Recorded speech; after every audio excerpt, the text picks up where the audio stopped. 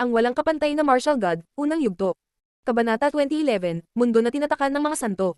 Sa wakas, oras na para pumunta sa misteryosong mundo. Masigla ang kapaligiran sa Chitian Holy Town. Maraming malalakas na cultivator ang umalis sa dynasties at nagtipon sa isang lugar, at si Linfang ay walang exception. Nanguna ang banal na emperador ng dinastiyang TNC. Nakarating sila sa harap ng isang matayog na bundok. Nagmukha itong hindi masisira at walang hanggan. Mayroong maraming iba pang mga tao sa lahat ng dako tungkol sa. Bukod sa mga prinsipe at prinsesa na nag-imbita ng mga tao na pumunta, mayroon ding ilang malalakas na cultivator mula mismo sa mga dinastiya. May kasama rin silang mga tao mula sa dinastiyang Piaozu, personal silang pinili ng Imperial Concubine. Sila ay mas matanda, hindi kasing talino ni Linfang at ng iba pa, ngunit sila ay nasa tuktok ng Huangqi layer, at natigil sa antas na iyon sa loob ng maraming taon. Nagkaroon sila ng mas maraming karanasan, at sa gayon ay mas maraming kasanayan at diskarte. Matagal nang naghahanda ang mga taong iyon para sa kaganapang ito. Sumulyap si Linfang sa karamihan at napansin ng maraming taong kilala niya. Xu Chunqiu, Ji Chang. Ang 10 pinakamalakas na emperador ng banal na lungsod ay nandoon lahat.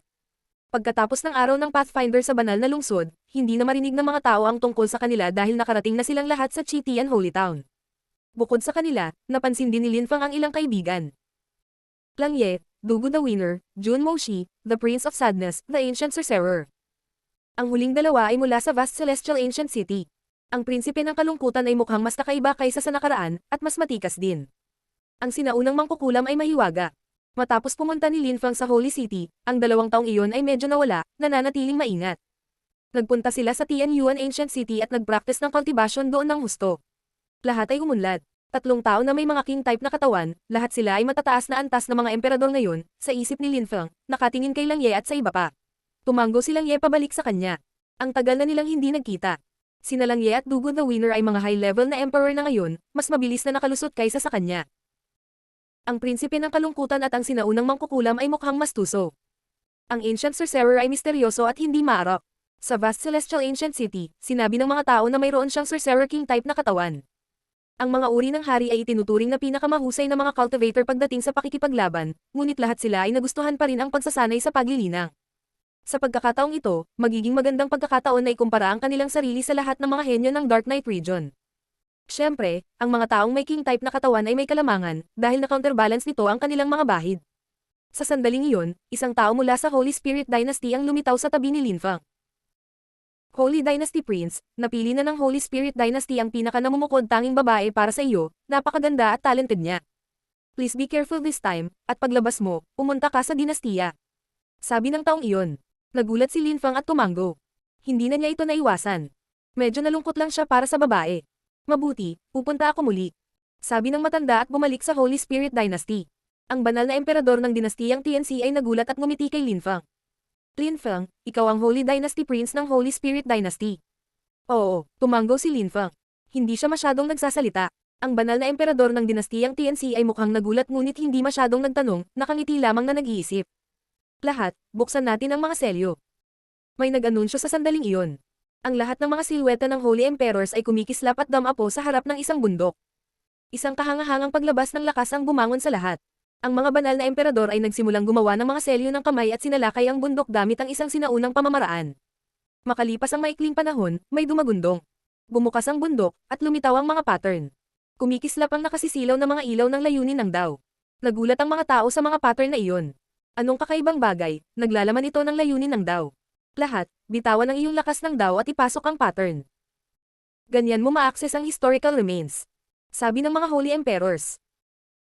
Agad na tumakbo si Linfang at ang iba pa at inilabas ang kanilang lakas ng Dao, na pinupuno ang hangin ng kapangyarihan.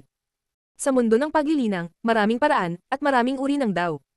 Kung ang isang cultivator ay sapat na malakas, maaari silang pumili ng kanilang sariling landas. Maaari pa nga silang gumawa ng sarili nilang path, iba-iba ang path ng lahat. Nang makapasok sila sa mga pattern, lumitaw ang isang puyo ng tubig, at ang kapaligiran ay nagsimulang mag-distort sa kanilang paligid. Ang vortex ay hinigop ang kanilang layunin sa Dao, isang itim na butas na lumilitaw at sumisipsip ng lahat. Ang banal na lugar ay magbubukas. Kailangan mo ng napakalaking lakas ng Dao para mabuksan ito.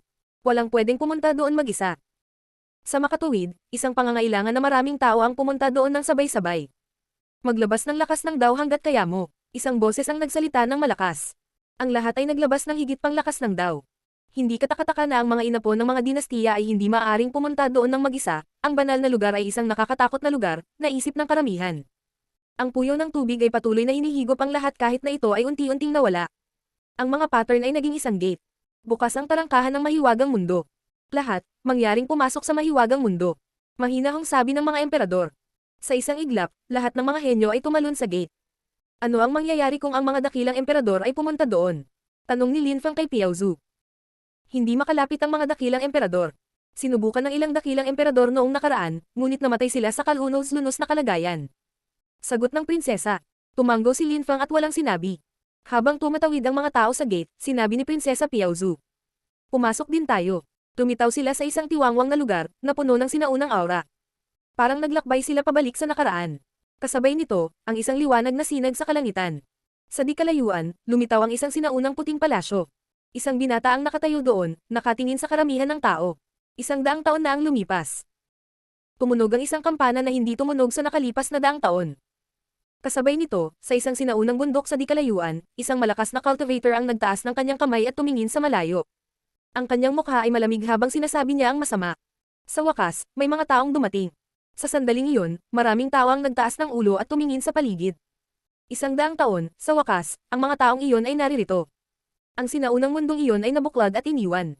Ang mga taong naninirahan doon ay napakapait at naging madilim ang kalooban at pag-iisip. Ang mga silweta ng mga tao ay kumikislap. Mapayapa pa rin silang namuhay ng magkasama.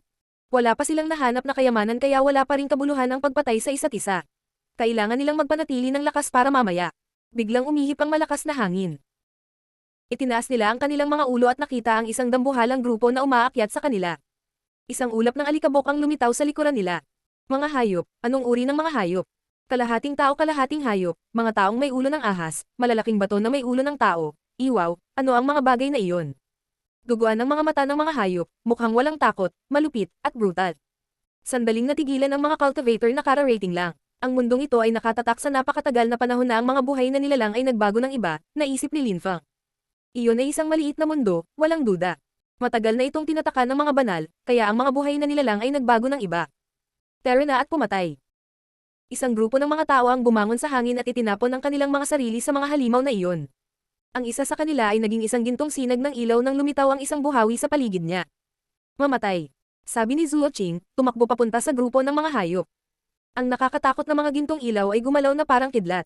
Nagsimula siyang pumatay ng mga hayop ng sunod-sunod, nag-spray ng dugo kung saan-saan. Maaaring putulin ng ilang napakalakas na hayop ang mga gintong ilaw gamit ang kanilang mga kuko. Umungol ng malamig si Zuo Qing, at lumitaw ang isang nakasisilaw na gintong disk. Isang metal na hangin ang umungol mula rito, na nagpasabog sa mga hayop. Ang walang kapantay na martial god, unang yugto. Kabanata 2012, Lihim ni Chu Chunkyo. Ito ay isang brutal na mundo. May mga nakakatakot na hayop na malupit at uhaw sa dugo. Mukhang napakalakas din nila. Mahinahong sabi ni Hao Qinglin. Delikado ang mahiwagang mundong ito. Hindi sila mag-asawa.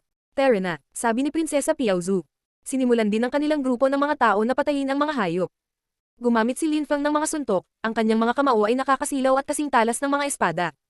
Isang banal na espiritu ang nagpakita at pinutol sa himpapawid, ang kanyang walang laman na banal na espiritu. Isang oso na may malalaking pakpak ang umungal sa dumadagandong na galit, kasing laki ng isang napakalaking bundok na may nangingibabaw na chi. Isang nakakakilabot na sigaw ang kumalat. Sinuntok ni Lin Feng ang ibabang bahagi ng katawan ng oso, na sumabog. Nagpatuloy si Lin Feng sa pasulong. Tumalon siya at sinuntok ang ulo ng oso na sumabog din. Pagkatapos, ang katawan ng oso ay bumagsak sa lupa na may malakas na shockwave. Napakalaking pisikal na lakas, naisip ni Piao Zhu. Siya ay nakikipaglaban din sa mga hayop, ngunit pinapanood si Lin Feng malapit sa kanya paminsan-minsan. Ang mga pag-atake ni Lin Feng ay kahanga-hanga. Binigyang pansin din ni Lin Feng si Piao Zhu, at ang paraan ng pagkontrol niya sa tubig at gininto ang enerhiya. Sa sandaling iyon, naglabas siya ng water dragon, na sunod-sunod na sumisira sa mga hayop. Nang salakayin sila ng kanyang water dragon, sila ay naging yelo at pagkatapos ay nawasak ng mga kuko nito. Napakabilis ng iyong mga pag-atake ng espada. Sabi ni Piao Zhu kay Jianmang. Si Jianmang ay gumagalaw ng mas mabilis kaysa sa nakikita ng mata. Isa rin siyang katamtamang antas na emperador, ngunit mayroon siyang advanced na pag-unawa sa liwanag na daw. Ang pakikipaglaban sa mga hayop na ito ay hindi isang problema para sa kanya. Sa di kalayuan, isang brutal na chi ang bumangon sa hangin. Kumunat ang noo ni Lin Feng. Anong uri ng mundo ito? Napakaraming halimaw. Ang mundong ito ay nabuklod ng napakatagal na panahon, at napakaraming makapangyarihang uhaw sa dugo ng mga hayop sa lahat ng dako. Ito ay isang teritoryo ng hayop. Ang pananatili dito ay walang kabuluhan. Patayin sila ng mabilis hanggat maaari.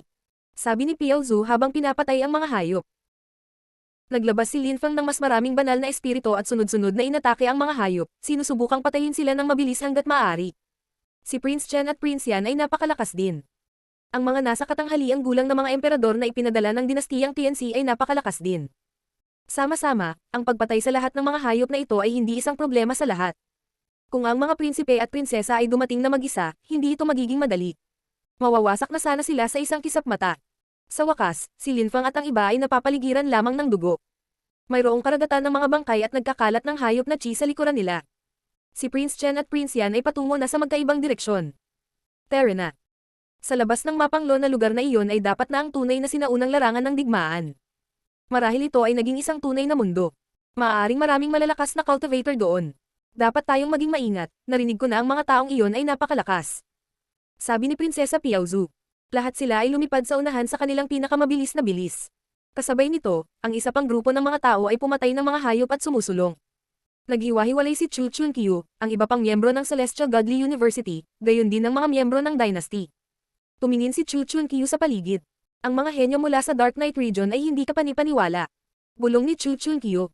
Sa sandaling iyon, ang kanyang chi ay umaalingaw sa kalangitan, at siya ay mukhang isang hari. Sa di kalayuan, dalawang tao ang nakapansin at lumapit sa kanya. Nang makita nila siya, tumawag sila. Chu Chunqiu. Si Chu Chunqiu ang pinakamalakas na emperador ng banal na lungsod. Kahit na kung ihahambing sa mga henyo ng dynasties, maaari siyang ituring na napakalakas, kaya maraming tao ang nakilala siya. Naramdaman ni Chu Chunqiu na may mga taong lumalapit sa kanya at tumalikod. Nang makita niya ang mga ito, tumingin siya sa kanila na para bang nakakita siya ng dalawang biktima. Ang puso ng dalawang henyo ay nagsimulang tumibok ng marahas. Chu Chunqiu, anong problema? Tanong ng mga cultivator nang makita nilang si Chu Chunqiu ay nakatingin sa kanila ng malamig. Ungol ng isa sa kanila. Narito ako para pumatay ng mga tao. Malamig na tugon ni Chunqiu. Tapos, gumalaw siya sa isang eye blink. Sky-absorbing intent straightforward to the sky, isang malakas na hangin ang nagsimulang umihip, at ang mga kalooban ng dalawang lalaking iyon ay nanginginig ng husto. Namutla ang kanilang mga mukha. Inilabas nila ang kanilang chi, ngunit binuksan ni Chu Chunqiu ang kanyang ikatlong mata, lumabas ang lakas mula dito at tumagos sa ikatlong mata ng isa sa mga cultivator na iyon. Pagkatapos, lumingon si Chunqiu sa isa at sinuntok siya, ang kanyang suntok ay nagpayanag sa langit at lupa. Isang walang katapusang halaga ng king intent ang pumuno sa hangin at sinira ang lahat ng bagay sa landas nito. Namutla ang mukha ng cultivator. Isang nakakatakot na lakas ang bum-alot sa kanya. Bumagsak si Chu Chunqiu sa lupa, napapaligiran ng puyo ng tubig na sumisipsip ng lahat. Hinablat niya ang cultivator na iyon.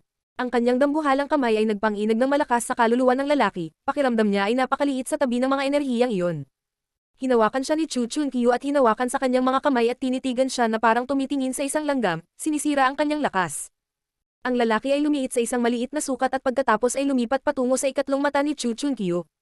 Si Chu Chunqiu ay lubos siyang hinigop. Ang isa naman ay namangha at kinilabutan. Lumapit si Chunqiu sa kanya. Pagkaraan ng maikling panahon, siya ay natapos na tulad ng isa pa, si Chu Chunqiu ay lubos siyang hinigop. Si Chu Chunqiu ay mukhang walang ekspresyon. Nakatingin siya sa malayo, ang kanyang mukha ay agresibo at brutal. Kumislap ang silweta niya at umalis. Kung nandoon si Lin Feng, malalaman niya na sa buong panahon ay itinatago ni Chu Chunqiu ang kanyang tunay na lakas. Dumating si Lin Feng at ang iba pa sa isang lungsod. Nagulat si Lin Feng dahil maraming mga guho, walang nag-ayos nito. Ang lungsod ay mukhang mas matanda dahil dito. Napakaraming taon na ang lumipas mula noong sinaunang larangan ng digmaan. Gaya ng inaasahan, ito ay isang maliit na daigdig, may mga tao at mga hayop na naiwan dito. Sabi ni Lin Feng, pasulyap-sulyap sa paligid. Maraming tao ang nagtaas ng ulo at malamig na tumingin sa kanila. Prinsesa Luo Zhu, mga emperador lamang ang pumasok dito, ngunit gaano kalakas ang mga tao sa mundong ito? Mayroon bang mga tao na may mga antas na mas mataas kaysa sa Huangqi layer? Tanong ni Lin Feng. Walang mga tao sa layer ng Diqi dito, ngunit may mga buhay na nilalang sa layer ng Diqi. Sagot ni Prinsesa Piao Zhu. Nagulat si Lin Feng at nagtanong. Mga hayop. Hindi, mga buhay na nilalang, may mga taong parang tao, pero hindi tao. Sa mundong ito, ang mga tao ay hindi maaaring maging sa Diqi layer, ngunit ang ilang mga entity ay maaari. Nanatili sila sa anyo ng mga espiritu. Binalaan tayo ng banal na emperador, kailangan nating maging lubhang maingat. Sabi ni Prinsesa Piao Zhu. Si Lin Feng ay namangha. Body capture. Bulong ni Lin Feng. Talaga. Kapag nakapasok sila sa Dichi layer, namamatay sila, kaya kapag nakita nila tayo, magiging interesado sila. Sabi ni Prinsesa Piaozu. Tumango ang lahat. Dapat silang mag-ingat. Ang walang kapantay na martial god, unang yugto. Kabanata 2013, mga makapangyarihang espiritu. Punta tayo sa syudad. Ang makasaysayang labi ay nasa puso ng mundong ito. Maraming mga kastilyo at mga gusali na may maraming mga bagay sa loob nito, ngunit sila ay protektado ng makapangyarihang mga espiritu. Sabi ni Prinsesa Piaozu kay Linfang. Ang mga silweta ng lahat ay kumikislap habang sila ay nauna. Maraming historical remains ang dapat umiral sa loob. Marahil maraming kastilyo ang mundong ito. Sabi ni Linfang. Talaga, marami. Gayunpaman, ang bawat kastilyo ay binabantayan ng makapangyarihang mga espiritu. Bakit hindi umalis ang mga espiritu? Tanong ni Linfang. Hindi si makalabas. At kung ang mga tao ay umalis sa mundong ito, madali silang papatayin, kaya mas gusto nilang manatili dito. Sabi ni Prinsesa Piaozu. Masyadong mahina ang mga tao kumpara sa mga tao sa labas ng mundo, alam na alam nila iyon. Bakit hindi kinukuha ng mga espiritu ang katawan ng mga tao at umalis? Walang pakialam na tanong ni Linfang. Ang ilang mga tao ay tumingin sa kanila ng malamig. Napagtanto ni Linfang na ang mga tao dito ay talagang malakas. Lahat sila ay mga emperador. Mukha silang uhaw sa dugo at mabangis, parang mga hayop. Punta tayo sa isang kastilyong binabantayan ng mga espiritu. Sana makahanap tayo ng mga historical remains doon. Sabi ni Prinsesa Piaozu. Si Linfang at ang iba ay tumingin sa kanya ng kakaiba. Sinabi ni Hao Qinglin. Dahil ang mga espiritu ay nasa Dichi layer at gustong makuha ang ating mga katawan, bakit pumunta at pukawin sila? Masyadong delikado. Wala silang katawan. Mayroon silang lakas ng mga dakilang emperador, ngunit hindi nila alam. Mayroon tayong sigla, at kamalayan. Kung magkapit kamay tayo, madali natin silang maduraj. Hindi sila maaaring kumilos ng walang ingat laban sa atin. Sabi ni Prinsesa Piaozu. Si Linfang at ang iba ay biglang nakarinig ng musika. Kasunod nito, unti-unti silang bumaba mula sa langit. Nakakalungkot na musika. Sabi ni Linfang nang marinig niya ito. Napaka-melancholic noon. Halos may luha sa kanyang mga mata. Pagkaraan ng maikling panahon, dumaong si Linfang sa isang tore at tumingin sa paligid. Nakita niya ang maraming gusali. Sa gitna nila, may nakaupong naka-cross-legged sa tabi ng lawa, tumutugtog ng musika. Maaninag ang katawan ng tao. Tanging ang kanilang musika ay walang hanggan, hindi ang kanilang katawan. Siya ay nag-iisa. Dakilang espiritu ng Imperial. Natigilan si Prinsesa Piaozu. Isang espiritu, hindi isang tao. Ang kanyang musika ay ang kanyang buhay. Pakiramdam niya ay nalulungkot siya, nakalimutan na niya kung ano ang ibig sabihin ng magkaroon ng mga kaibigan. Ang espiritong iyon ay natigil sa mundong ito, napakalungkot. Huwag mong hayaang lokohin kanya. Ang mga nilalang na nabubuhay sa mundong ito ay malupit at uhaw sa dugo, wala silang empatiya. Sabi ni Prinsesa Piaozu. Tumango sina Linfang at Hao Qinglin nang bumalik sila sa kanilang katinuan. Halos mahipnotos mo na sila sa musika. Mga minamahal, galing kayo sa malayo. Bakit hindi ka pumunta dito? Sabi ng binata sa mahinang boses. Si Linfang at ang iba pa ay natulala. Gusto nilang umalis, ngunit sa halip ay nakakita sila ng ibang grupo ng mga tao. Ang mga tao ni Prince Yan. Kinilala ni Linfang si Wang Jian. Nandoon din sila. Sa sandaling iyon, tumingin si Prince Yan kay Linfang at sa iba pa. Ang kanyang mga mata ay kumikinang. Pagkatapos, tumingin siya sa gitnang plaza at bumangon siya sa hangin. Gayunpaman, sa sandaling iyon, nagbago ang musika at isang nakakatakot na musika ang tumusok sa kanilang eardrums. Ang musika ay naging mga arrow na gumagalaw patungo sa lahat upang patayin sila. Tumibok ang puso ni Linfang nang ilabas nilang lahat si Qi. Ang mga arrow ay hindi makalusot ngunit biglang, maraming tao na silweta ang lumitaw at lumingon sa kanila. Lahat sila ay mukhang uhaw sa dugo at marahas na matindi. Isang itim na enerhiya ng kamatayan ang lumabas, nanginginig ang hangin. Sinira ng mga enerhiya ng espiritu ang kapaligiran at umaksyon patungo kay Linfang. Marahas na nanginginig ang kanyang kaluluwa. Ang damit ni Linfang ay lumipad sa hangin. Parang sisabog ang dugo niya. Arg! Umungal si Linfang sa dumadagandong na galit. Parang gumuho ang lupa. Naramdaman din ni Hao Qinglin ang panganib. Napakaraming espiritu. Kinokontrol sila ng tumutugtog ng sitar at ginagawa silang mga nakamamatay na sandata. Ang mga espiritong iyon ay hindi kapani-pani walang malakas. Naglabas si Hao Qinglin ng enerhiyang reincarnation na napakahusay laban sa mga espiritu.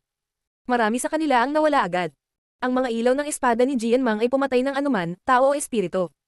Sunod-sunod na pinatay ng grupo nila ang mga espiritu. Umakyat sa langit ang dugong Qi ni Linfang. Isang demonyong hari ang lumitaw sa likuran niya, habang siya ay parang demonyo mismo. Naglabas din siya ng nakakatakot na cosmic energies. Nag-react din si Prince Yan at ang iba pa at nagsimulang umatake sa mga espiritu. Sila ay palapit ng palapit sa dakilang espiritu ng Imperial. Malungkot na nagpatuloy sa paglalaro ang Kudyapi.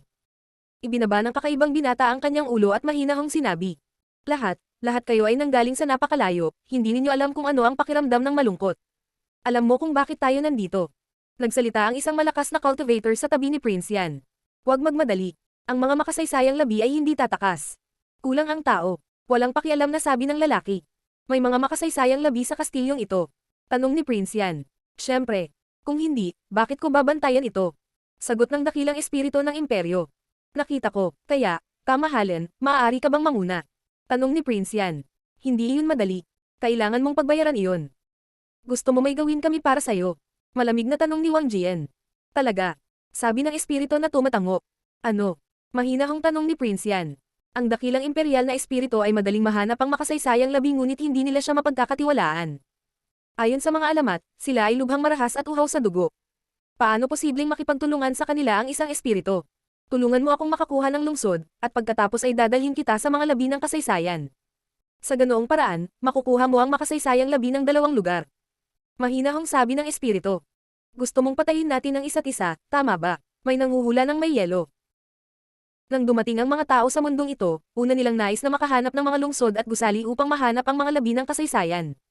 Nais ng espiritong ito na pumatay sila ng ibang tao upang masakop ang ibang mga lugar. Masyado kang walang muwang.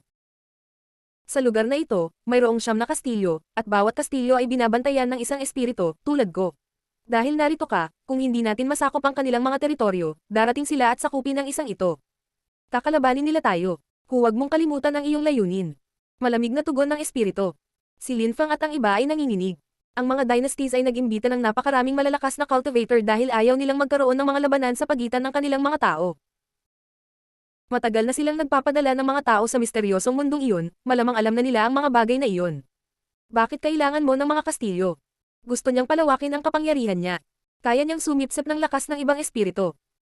Ang lahat ng mga espiritu na nagbabantay sa mga kastilyo ay dapat na nasa Dichi layer. Gusto nilang gamitin tayo para makamit ang kanilang mga layunin. Paliwanag ni Prinsesa Piaozu. Bueno, kung ang mga espiritu ay dumating sa lugar na ito, maaari nating tulungan silang makuha ang taong iyon at pagkatapos ay maaari nating hilingin sa kanila na manguna, di ba? Walang pakialam na tanong ni Lin Fang. Ang lalaki ay tumingin kay Lin Fang ng malamig. Isang nakakatakot na lakas ang biglang bumalot sa kanya. Naramdaman ni Lin Fang na sisabog na ang kanyang dugo. Itinaas niya ang kanyang kamao at sinuntok, maraming banal na espiritu ang lumitaw at umatake kasama niya. Sinisingil nila ang espiritu. He grunted icily at nilalaro pa ang scyther. Biglang, maraming mga espiritu ang nagsama-sama kay Lin Fang. Bumangon si Lin Fang sa hangin at patuloy na umaatake kasama ng mga banal na espiritu. Sumabog ang lahat ng mga espiritu. Sinabi ng espiritu kay Prinsipe Yan at sa iba pa, patayin mo siya, kung hindi, hindi ka magkakaroon ng akses sa aking makasaysayang labi. Ang walang kapantay na martial god, unang yugto. Kabanata 2014, Ancient Historical Remains. Tiningnan ni Prinsipe Yan ang espiritu at walang pakialam na sinabi. Tama siya. Kung papatayin ka namin, mas madali. Tumiti ng masama ang espiritu na parang may narinig na biro. Isang grupo ng mga retards. Marami na akong nakitang walang muwang na tulad mo, at sa bandang huli, namatay sila sa kalunos-lunos na mga pangyayari. Pagkatapos, bigla siyang nabaliw at naging usok. Sumimangot si Lin Fang at ang iba pa. Ang espiritong iyon ay lubhang mapanganib, naisip ni Lin Fang na nakasimangot.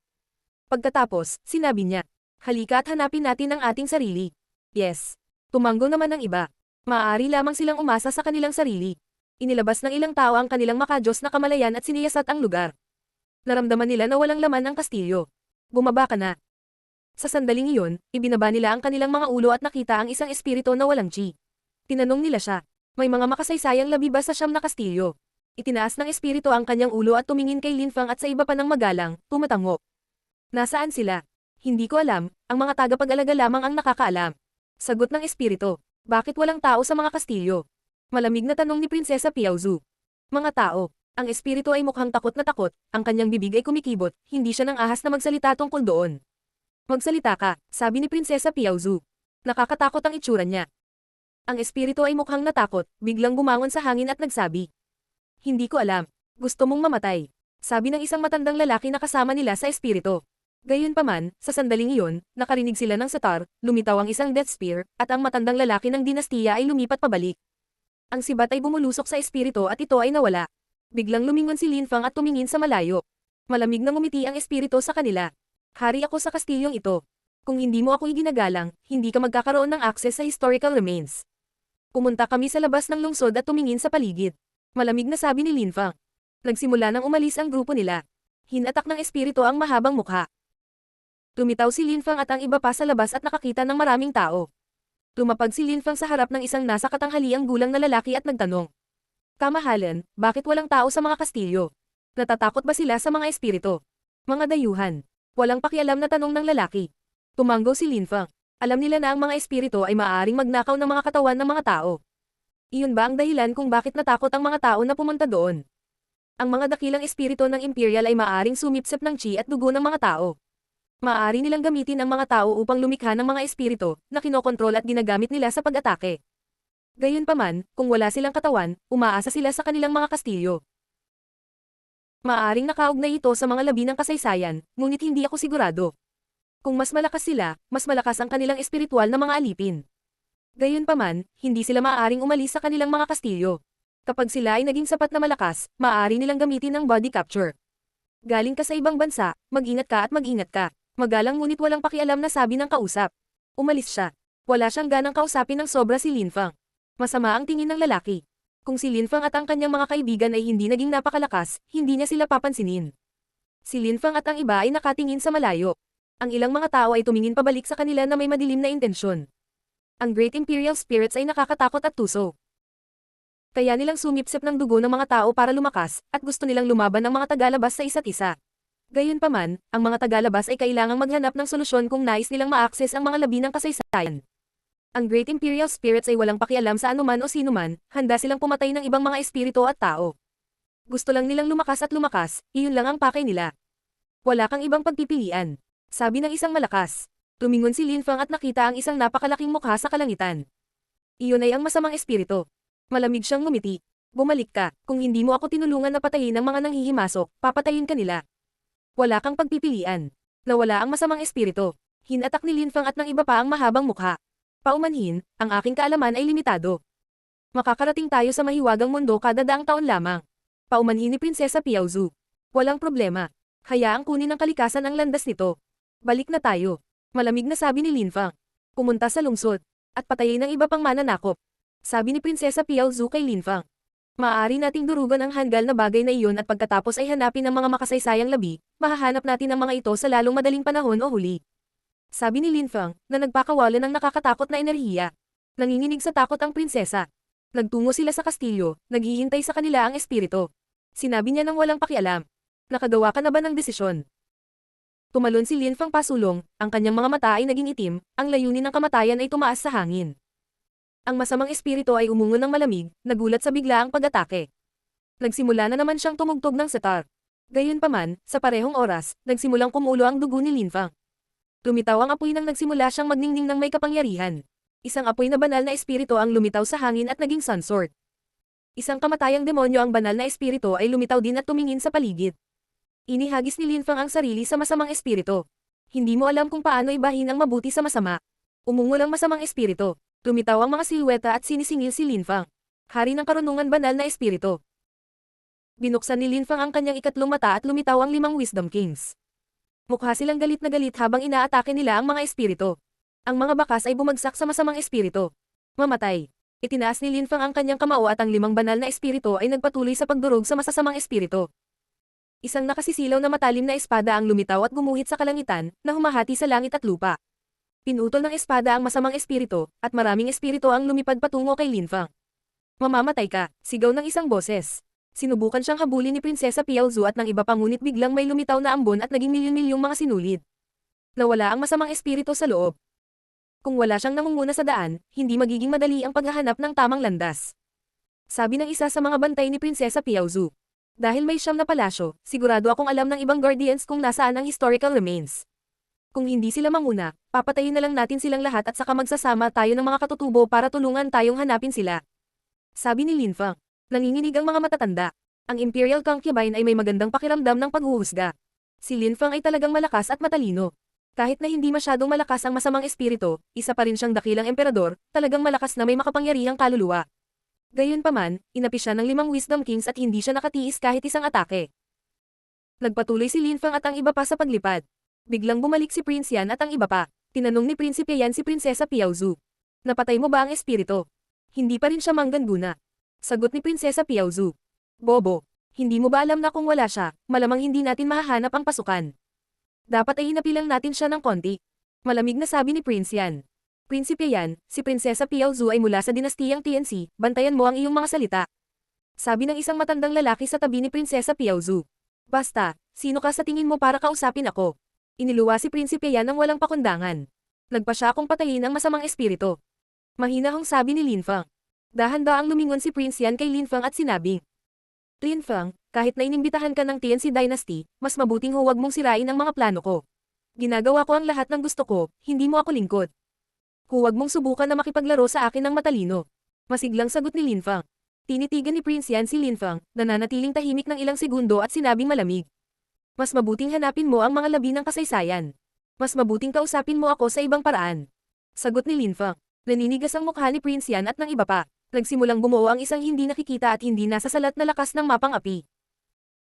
Brother, kararating lang natin, at kailangan nating hanapin ang mga labi ng kasaysayan. Sabi ni Prinsesa Piao Zhu na biglang sumigaw. Sumulyap si Prince Yan sa kanya at mahinang sinabi. Tara na, nagpatuloy sila sa paglipad patungo sa gitna ng siyam na kastilyo dito. Hinahanap ng lahat ang makasaysayang labi.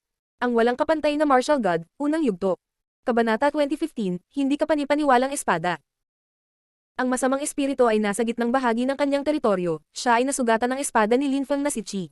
Kailangan niyang sumipsip ng mga tao para mabawi ang kanyang dalisay na Qi. Kung ang mga taong iyon ay patuloy na nakikipagtulungan, siya ay mamamatay magpakailanman. Nang maisip niya iyon ay nagsimula na siyang umalis sa lugar. Gayunpaman, isang grupo ng mga tao ang dumating sa sandaling iyon. Ang pinuno ng grupo ay isang matandang nakaitim na damit.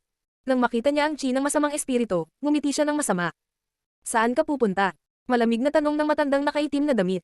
Bakit ka nag-aalala? Sagot ng masamang espiritu, parehong malamig. Lalo pang ngumiti ang matandang nakaitim na damit at sinabi. Lahat, sasaktan ko siya, at kukunin natin ang kanyang kastilyo. Hindi na niya kayang protektahan ang historical remains. Ikaw. Ang masamang espiritu ay namutla. Kinasusuklaman niya si Lin Feng. Kung alam niyang magtutulungan sila kahit anong mangyari, hindi niya gagawin ang mga aksyon na mayroon siya. Ang hangin ay umuungal na may dumadagandong na galit, na may dalang isang lumiligid na Qi. Napuno ng lakas ng dugo ang hangin. Isa sa malalakas na cultivator na iyon ang nagtaas ng kamao at tumama sa direksyon ng masamang espiritu. Ang masamang espiritu ay muling naninigarilyo. Gayunpaman, nanghina na siya. Saan ka pupunta? Tanong ng masamang matandang lalaki. Hinabol ng grupo ang usok. Naglabas ng itim na imprint ang matanda at tinatakan ng usok. Nawala ang usok, ngunit hindi ang itim na imprint. Tawa ng tawa ang matanda. Kung wala siya, sigurado silang mamamatay sila sa mga labi ng kasaysayan. Si Lin Feng at ang iba pa ay tumakbo at nakita ang isang grupo ng mga tao na naghahabol ng usok. Nagulat sila sa nakita. Kunin mo. Ang itim na usok na iyon ay ang masamang espiritu. Sigaw ng matandang nakaitim na damit kay Lin Feng at sa iba pa. Tinakbo ni Lin Feng ang itim na usok, na pinakawala ng kanyang dosenang banal na espiritu. Ang isang nakakatakot na espada na si Qi ay sumugod din sa kalangitan. Lumitaw. Malamig na sabi ni Lin Feng. Muling lumitaw ang masamang espiritu, mukhang pagod na pagod. Nawala ang kalahati ng kanyang transparent na katawan, at lalo siyang nagmukhang isang ilusyon. Inilabas ni Lin Feng ang sword intent, ang masamang espiritu ay natakot. Nasaan ang makasaysayang labi? Malamig na tanong ni Lin Feng. Harangin mo sila at dadalhin kita doon. Malamig na sabi ng masamang espiritu. Bilang tugon, lumaki ang mga tunog ng pagsipol, dulot ng lakas ng espada ni Lin Feng. Sasabihin ko sa iyo, ang mga makasaysayang labi ay nasa ilalim ng lawa, may selyo doon, mabubuksan ko. Tulungan mo akong harangan sila at dadalhin kita doon. Nagmamadaling sabi ng masamang espiritu. Si Lin Feng at ang iba ay nakatingin sa malayo. Maraming mga gusali. Ang lawa na sinasabi ng masamang espiritu ay ang lawa kung saan siya naglalaro ng satar kanina. Hindi nakakagulat na hindi nila ito natagpuan. Talagang sinuri ni Lin Feng ang tubig sa kanyang makajos na kamalayan, ngunit wala siyang nakitang anuman. Sino ang makakapagbukas ng selyo? Tanong ng lalaking nakaitim na damit. Ang masamang espiritu ay mukhang takot na takot. Gusto niyang makatakas, ngunit ang lalaking nakasuot ng itim na damit ay naglabas ng nakakatakot na kurtina ng itim na enerhiya para bumalot sa kanya. Nawala ang sword energies ni Lin Feng. Hindi niya iniligtas ang masamang espiritu. Walang tigil niyang sinusubukang lokohin ang mga ito. Ang lalaking nakaitim na damit ay tumawa ng galit na galit at sinabi. Napakagaling. Kung makaabsorb pa ako ng ilan pang masasamang espiritu, napakagaling. Lahat, tulungan mo akong salakayin ang mga kastilyo, sasabihin ko sa iyo kung nasaan ang lahat ng makasaysayang labi. Ngayon, saktan natin ng husto ang mga taong ito, ngunit huwag mo silang patayin, kailangan ko sila. Dahan-dahan siyang bumangon sa hangin. Ang matanda na nakasuot ng itim na damit ay isa ring masamang espiritu, at hindi lamang niya gustong sumipsip ng iba pang masasamang espiritu, ngunit gusto rin niya ng mga henyo. TNC Dynasty, Prinsesa Piaozu. Sabi ng isang binata, Prinsipe Damo, dapat tayong magsanib kamay upang apihin ang mga masasamang espiritu at pilitin silang sabihin sa atin kung nasaan ang mga labi ng kasaysayan, pagkatapos ay maaari natin silang patayin. Walang pakialam na sabi ni Prinsesa Piaozu. Gusto ko siyang tulungan, sasabihin niya sa akin kung nasaan ang historical remains ng Nine Castles. Bakit ko siya papatayin? Malamig na sabi ni Prinsipe Damo. Sa tingin mo tutulungan kanya? Sabi ni Prinsipe Piaozu. Si Prince Damo ay isa sa 2 prinsipe mula sa Great Desert Dynasty. Nag-imbita sila ng napakalakas na cultivator mula sa Yunshao University ng Tianyuan Ancient City at ilang malalakas na cultivator mula sa Ancient Holy Clans. Napansin ni Lin Fang ang ilang taong kilala niya. Sina Shi Yunfang at Wang Zong. Ang isa pa sa kanila ay tumingin kay Lin Fang ng masama, ngunit hindi siya kilala ni Lin Fang. Sino ka? Tinanong ni Lin Fang ang taong iyon. Heaven Clan, Kang Ye. Mahinang sabi ng taong iyon. Naalala ni Lin Fang ang Heaven Clan, at hindi nagulat. Napatay niya ang napakaraming tao mula sa Heaven Clan noong araw. Ipinagpalit pa niya sa kanila ang hindi masisirang kakayahan ng Deva Mara noon. Hindi alam ni Lin Fang kung gaano nila kahusay gumamit ng ganoong kasanayan. Kung ang isang tao ay hindi sapat na malakas, ang pagbibigay sa kanila ng napakalakas na kasanayan ay walang silbi, at kahit na mapanganib para sa kanila. Malamig na ngumiti ang prinsipe ng Great Desert Dynasty nang marinig niya si Prinsesa Piaozu. Kahit na hindi natin makuha ang 9 na kastilyo, ito ay dapat na maayos. Hindi nakakagulat na sinabi ng masamang espiritu na wala kaming pagpipilian, ang daming moron. Sa tingin mo mabobo ang masasamang espiritong iyon? Kung hindi mo sila papatayin kapag may pagkakataon ka, sa tingin mo ba papakawalan ka nila? Si Prinsesa Piaozu ay dumura ng malamig. Prinsesa Piaozu, masyado kang nagsasalita. Dahil ikaw ay mula sa dinastiyang TNC, bibigyan kita ng pagkakataon, lumaban sa aming panig at pakakawalan namin ang iyong mga tao. Pagkatapos, pupunta tayo sa iba pang mga kastilyo. Sabi ng prinsipe ng Great Desert Dynasty na walang pakialam. Hindi kami maaaring maging kakampi mo. Malamig na tugon ni Prinsesa Piaozu. Dahil sa ganoong paraan, hindi ko kailangang maging magalang. Malungkot na sabi ng prinsipe ng Great Desert Dynasty. Akala mo matalino ka, pero nakakatawa ka. Mapanuksong sabi ni Lin Fang, naglabas ng banal na espiritu. Nakasimangot yung iba. Isang banal na espiritu. Iyon ay isang pamamaraan na ginamit ng Holy Spirit Dynasty. Ngunit si Lin Fang ay may ilang banal na espiritu, at lahat sila ay talagang malakas. Nang magbago ang lahat ng banal na espiritu, nagsimulang umungol ang hangin. Naglabas din si Lin Fang ng sword energies, ang kanyang buong aura ay parang isang hindi masisirang espada. Hinihigop niya ang mga sinulid ng layunin ng espada. Naramdaman ng karamihan ng ilang uri ng cosmic energies. Ang mga cosmic energies ay naipon sa mga banal na espiritu at ang kanyang espada ay naging mas nakakatakot. Kung may sumulong, papatayin ko, agresibong sabi ni Lin Fang. Ang kanyang espada ay naglabas ng mga tunog ng pagsipol at lumipat patungo sa itim na masamang espiritu. Ang masamang espiritu ay umungol ng malamig. Itinaas niya ang kanyang mga kamay at binasag ang lakas ng espada. Gayunpaman, ang mga tao ay natulala dahil ang layunin ng espada ni Lin Fang ay hindi kapanipaniwala at sumasabog. Nagawa ni Lin Fang na makapasok sa Holy Way stage, nagpapatunay ito na siya ay may talento, ngunit hindi ito nagpapatunay na siya ay malakas. Sigaw ng prinsipe ng Great Desert Dynasty.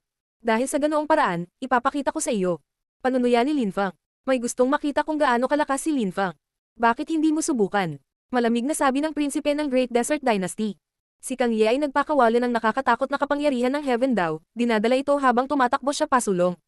Lumitaw sa kanyang harapan ang hangarin ng espada, kumaluskos sa lakas. Si Brother Kang Ye ang pinakamalakas na emperador ng Heaven Clan. Hindi siya mas mahina kay Ji Chang. Tingnan natin kung gaano kalakas si Lin Fang. Walang pakialam na sabi ng prinsipe ng Great Desert Dynasty. Talagang makapangyarihan si Kang Ye, talagang hindi mas mahina kaysa kay Ji Chang. Gayunpaman, sinabi iyon ni Prinsipe Damo dahil gusto niyang gamitin ni Kang Ye ang kanyang buong lakas. Dahil pinuri siya ni Prinsipe Damo, kailangang maging matatag si Kang Ye. Hindi kayang patayin ni Lin Fang si Kang Ye, napakaraming tao ang sumuporta sa kanya doon. Si Kang Ye ay tumalon pasulong, ang kanyang kapangyarihan sa Heaven Dao ay pumupuno sa hangin, sinira ang espada ni Lin Fang na si Chi. Malamig na ngumiti si Kang Ye. May advantage na ako, hindi mo ako mapapatay. Nang matapos magsalita si Kang Ye, tumaas ang isang nakakatakot na enerhiya ng espada. Ito ay napakabilis, tumatama na parang kidlat. Naglalaman ito ng hangin, walang laman na espasyo, lupa, apoy at lakas ng pagsumpa. Ang tunog pa lamang nito habang hinihiwa ang hangin ay parang hinihiwa nito ang kanilang mga kaluluwa. Namutla ang mukha ni Kang Ye. Galit na galit niyang sigaw. Lumakas ang lakas ng langit sa paligid niya. Gayunpaman, ang lahat ng ito ay walang silbi. Pinutol ng espada ang lahat, lumilitaw ang mga ilaw ng espada mula sa kanyang kanang paa hanggang sa kaliwang bahagi ng kanyang ulo. Biglang naging napakalma ng hangin.